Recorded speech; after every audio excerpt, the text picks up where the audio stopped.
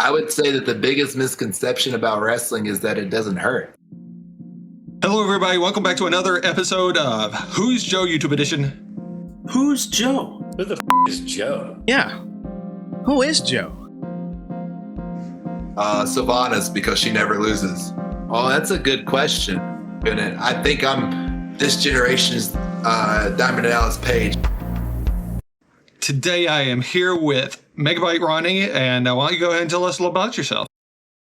Hey everybody, I'm Megabyte Ronnie. I am the 18th ranked competitive eater in the world. I am also a professional wrestler. I'm the hungriest man in professional wrestling, and I like to call myself the best dual sport athlete going today. Outstanding. Wonderful. Thank you for the introduction. And I'm going to start you off with a question that I think should be somewhat entertaining. Is What wrestler currently on the AEW roster do you think would be best at a staring contest? I would have to say the best person would maybe be Darby Allin, because he seems like he's a little dead on the inside. So now we'll do our typical first question, is I'll ask you if you could collaborate with anybody, who would it be? And I will go ahead and count you down from 5, and we will start the staring contest when you start answering. So, 5, 4, 3, 2, 1. If I could collab with anybody, I would have to say that it would be Joey Chestnut, because I'd like to get him in the ring with I'd like to get him in the ring with a match with me. I think Megabyte Ronnie versus Joey Chestnut in a professional wrestling match would sell out pretty well. I think so too. You might have a bit of a stretch trying to get Joey in the ring, though. I'm a professional. I can make anybody look good. Well, since you blinked, I am now 37-0. And for those of you who have watched my videos before, you know at this point in the video, I'm going to try or attempt to go the rest of the interview without blinking as well. So my next question is, and this will fit in kind of well with your answer for that, is if you were given the chance, would you give Joey Chestnut the people's hot dog?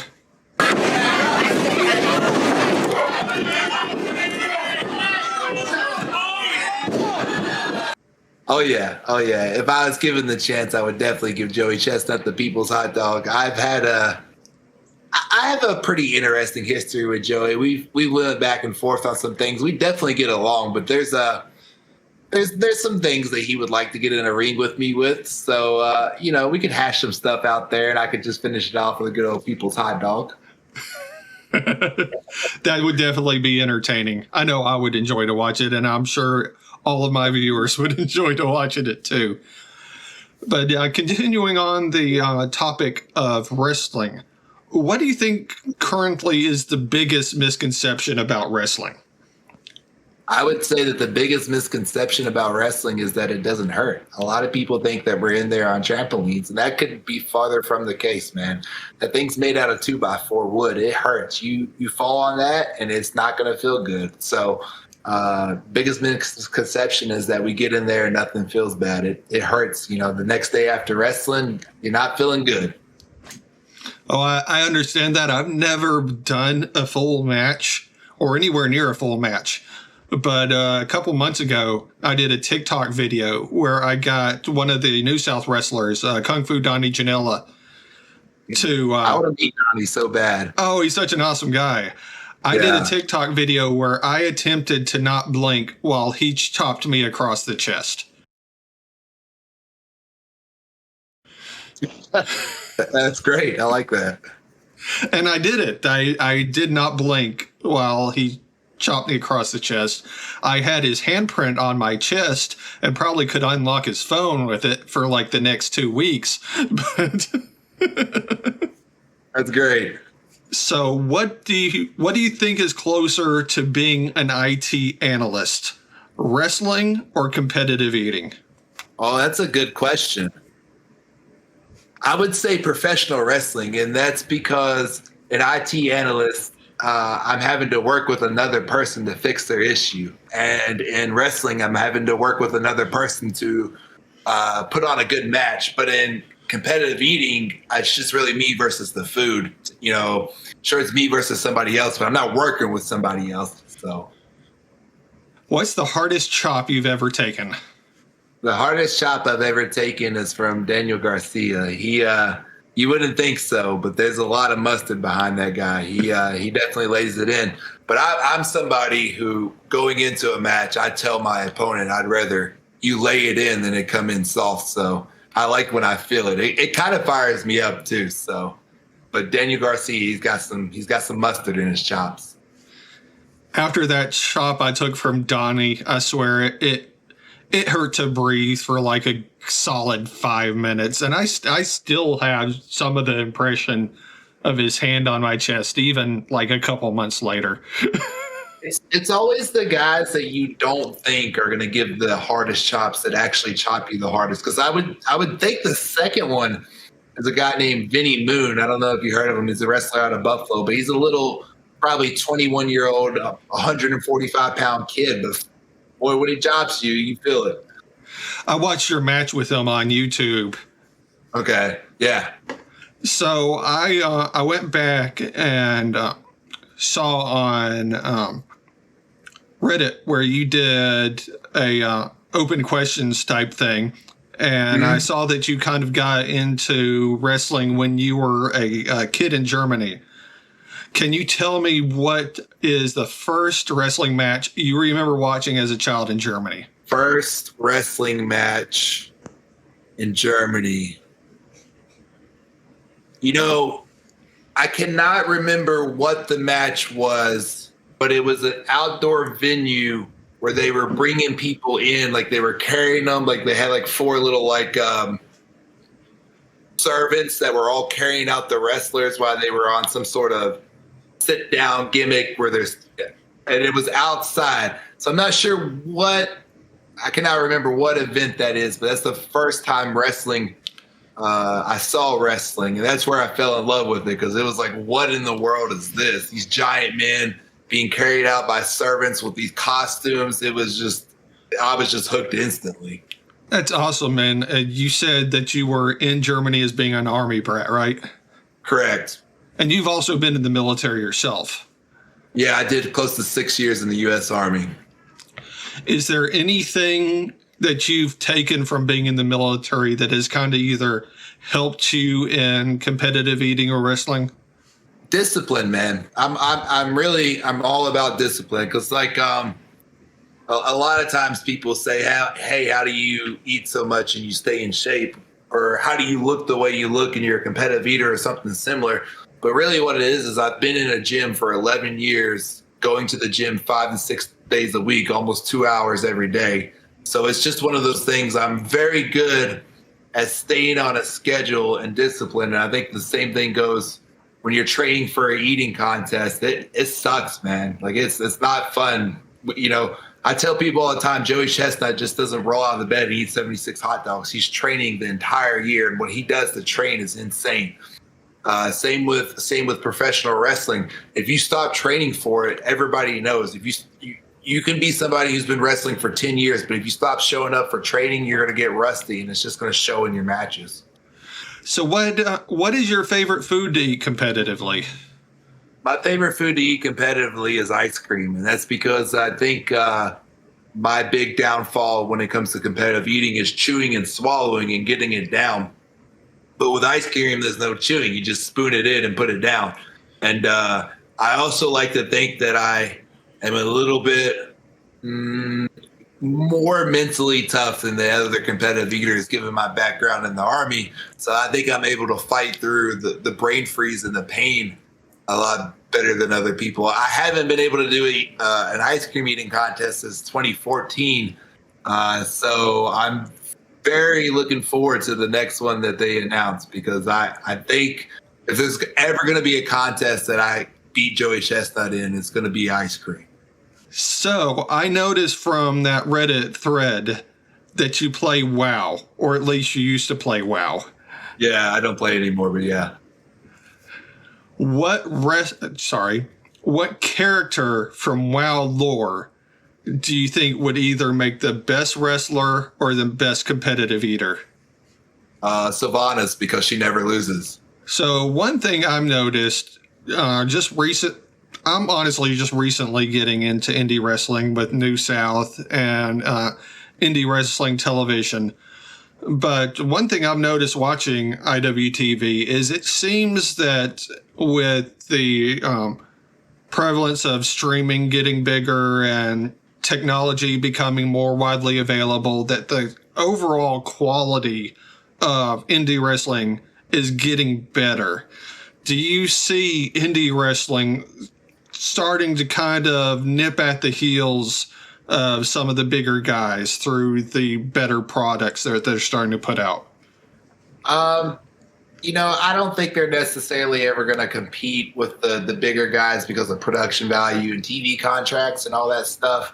But there was a time where, I don't know, probably about 6 months ago, maybe a little bit longer than that, people were like, "Oh man, the indies are dead," and that's the biggest load of BS I've ever heard. I think the indies are absolutely thriving right now. There's, before I was a professional wrestler, I'm a professional wrestling fan, and there's a lot of events that happen on IWTV and Fight Network that I personally, can't wait to watch, or I'm excited to watch. Nick Gage, who's probably one of the hottest, if not the hottest guys in independent wrestling, just went on TV and they did, one of their best viewer ratings of all time. So you can't tell me that the indies are dead.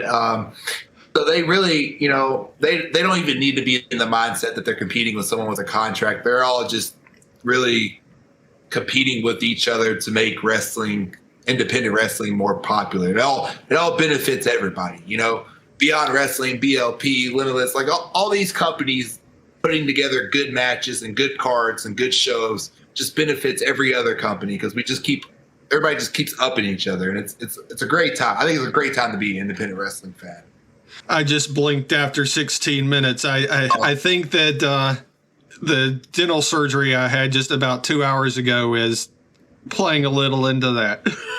Yeah.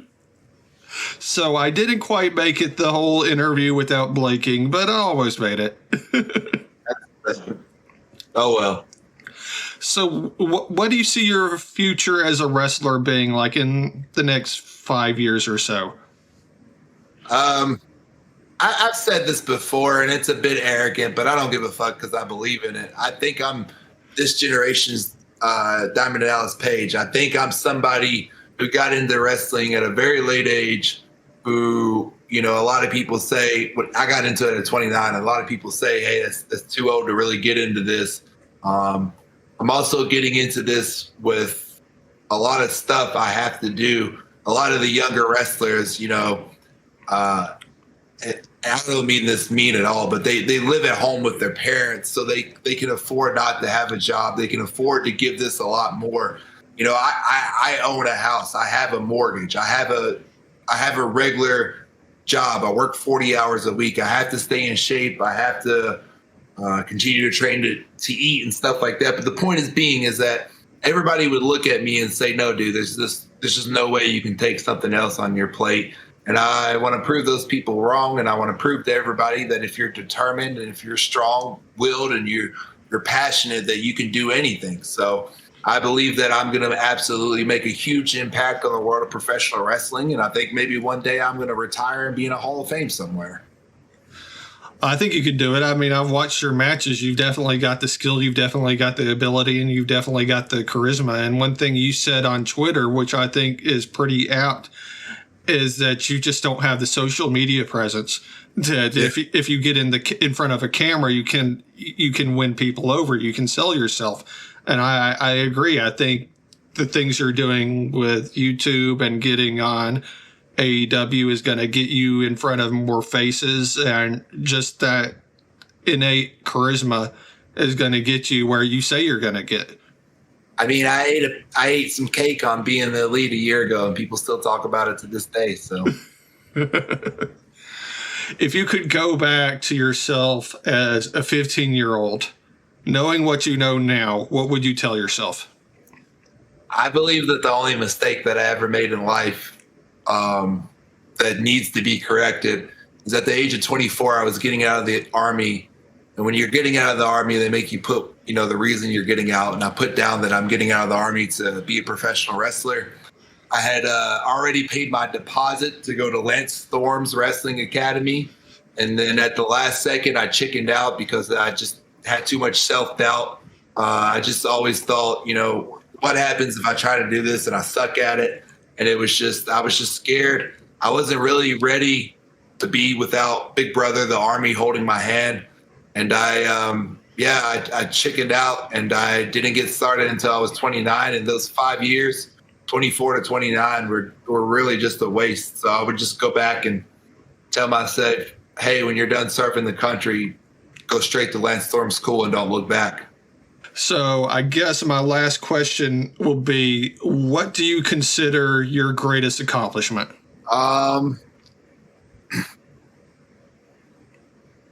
Marrying my wife, because without Megabyte Ashley, I don't think I could continue on doing all the things that I do and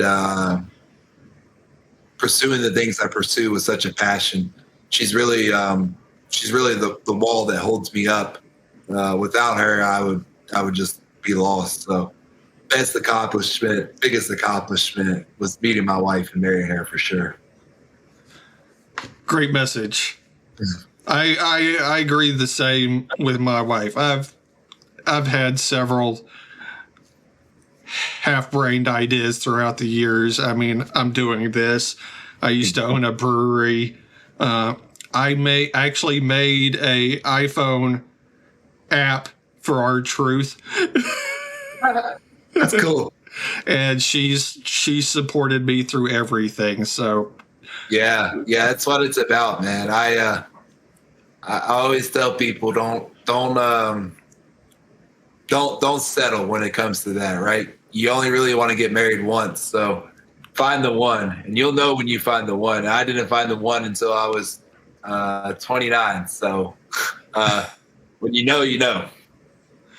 And I guess I should have said this at the beginning of the video. I know I mentioned it a little earlier. I had unexpected dental surgery about 2 hours ago. So if it looks like my face is a little swollen and I'm talking a little bit differently than I normally do, it's because about half of my face is swollen right now. Well, I guess we've hit the point in the video where I'm going to get you to say, I was not able to beat Joe in a staring contest. I was not able to beat Joe in a staring contest. We are now 37-0, one step closer to that 100-0 that we are shooting for. And one way I get my guess is I get my current guest that I'm interviewing to call out somebody to come in, be on the other side, and go up against me in a staring contest. So is there anybody that you would like to call out to be a guest? Yeah, actually, I just thought about it. And the person I'm going to want to call out is going to be Mike Sullivan. If you don't know who Mike Sullivan is, he runs the only competitive eating podcast out there, if not the only one, the best one out there, called Feet Beats the Stomach. And I think given his background in podcasting and what you're trying to do here, I think y'all would have a good conversation. So Mike Sullivan, and I'll reach out to him and let him know that he needs to do this. And he could be the one. He could be the one. He could finally be the one. He's a wrestling fan, so if he could be the one, he'd like to be the one. Awesome. He could be the Brock Lesnar to my Undertaker. He could be. So what do you have going on? What do you have to talk about? What do you have to plug? I would say the only thing that I have to plug right now is my YouTube, which is youtube.com/Megabyte Ronnie. I said I was going to start putting out one video a week, and I have a lot of stuff recorded. Unfortunately, my editor has COVID right now, so it's kind of on the back. It kind of stinks because we just got started, and now he's having to take a break. I don't have the time or patience to edit my own videos. I already have too many things on my plate, and I don't think people really realize it takes hours to edit videos. So so just waiting on my editor. Hopefully he starts, hopefully he feels good and no pressure to him at all. I'm definitely not upset that he's taking time off because he's battling with COVID right now. But we'll get rolling back here soon. We'll get some videos out there. That's youtube.com/Megabyte Ronnie. If you want to keep up with Megabyte Ronnie, head on over to twitter.com/Megabyte Ronnie. If you want to see some cool selfies, head on over to instagram.com/Megabyte Ronnie. And now I have a Facebook. You head on over to facebook.com/Megabyte Ronnie. Well, I will put a link to your YouTube, your Twitter, your Instagram, all of your socials in the video description. And I completely understand the whole editing thing. I don't have the funds right now to hire an editor, so I edit all of my videos myself. And each one of these interview videos with the whole syncing up of audio, doctoring up of audio, getting both of us on the screen at the same time or just you on the screen at the same time, I spend about 10 to 20 hours per interview video. Yeah, I don't think people really realize, because all these kids nowadays, you ask them what they want to be, they all want to be YouTubers. I don't think they understand how much work it is. It doesn't look like work when you see these influencers or you see this YouTube, but it's hard, man. It's difficult. So everybody out there, shout out to the people who are editing and doing all their content, man, and working hard, and yourself included. Keep grinding. Sometimes I spend more hours working on a video than it gets views. Yeah. Been there, done that. Sometimes I eat more calories than I get views. So you never know which one's going to hit, though. You never know. If you just keep putting stuff out there, one of them's going to hit. One of them's going to go viral. Then you're good to go. I hear you. I'm hoping one of these days that one thing I've started doing in my previous videos, I did a similar video with New South, is I'm doing videos where I go up against a whole group of people in a staring contest, like gauntlet style. So it starts off me versus one. When that person blinks, the next steps up. When that person blinks, the next steps up. And I did that against 8 people from New South, and I beat all 8 of them. So my goal is at some point way down in the future, obviously when I have more clout than I do now, is to do one of those gauntlet staring contests against the entire AEW roster. That's badass. But that's a great goal to have. And speaking of New South, man, I hope I get to get down there one day, because I'm definitely a fan of a lot of the people they have working regularly. So hopefully one day I make my way down there and get to work some of those guys. Well, that's going to be it for another episode of Who's Joe YouTube Edition. If you haven't liked the video, go ahead and do that. If you haven't already subscribed to the channel, go ahead and do that. If you haven't already gone ahead and followed Ronnie on all of his social media platforms, go ahead and do that. Just stop what you're doing. Find the links in the video description. We'll stare at you until you do it. Alrighty, there will be one video down here at the bottom left that I've recommended, one video down here at the bottom right that YouTube has recommended. Watch one of them, watch both of them, watch all of them, and we will see you the next time. Great staring.